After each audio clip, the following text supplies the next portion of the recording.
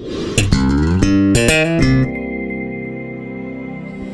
Georgia. You came so close to beating them, then you ended up beating a ranked team your next game out. How much, even though you didn't win that game, how much confidence did that give y'all as a program, just in terms of how close y'all were?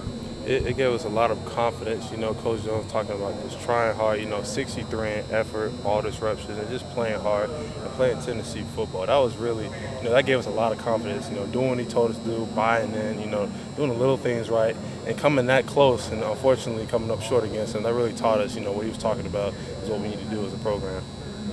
With how much people are focusing in on Gurley every time he's on the field, and for him to still pick up those yards per carry that he's doing, how tough in this league do you think that is to do? Oh, it's really tough. It's remarkably tough. With a back like Gurley, he's real dynamic, gets yards after carry, real explosive, fast. Pretty much got an all-around back. He's really good, and not just him. You got guys behind him like Michelle. You got other guys and stuff. You got a lot of guys like him who can do a lot in the SEC. That's really hard in the SEC. He's good back. With their running back game, I think it's almost 8 yards a carry or something, despite playing a couple of ranked teams already.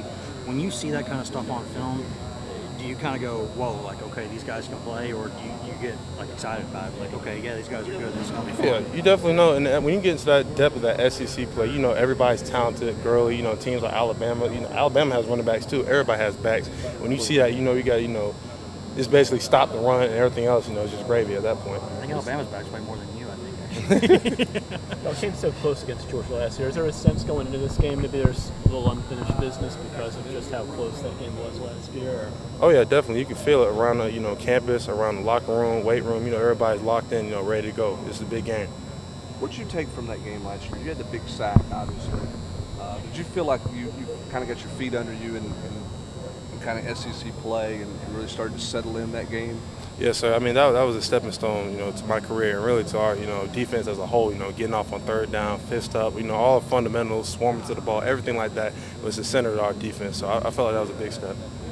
When you go and look at the Oklahoma tape, it looked like you made more plays. Did you feel more locked in? Why were you maybe more effective in the Oklahoma game than maybe you were in the first couple of games? Film study, and just basically I played looser. In the first 2 games, I was a little bit too robotic. I was trying to think too much, I just played football at that point. I knew what was going on.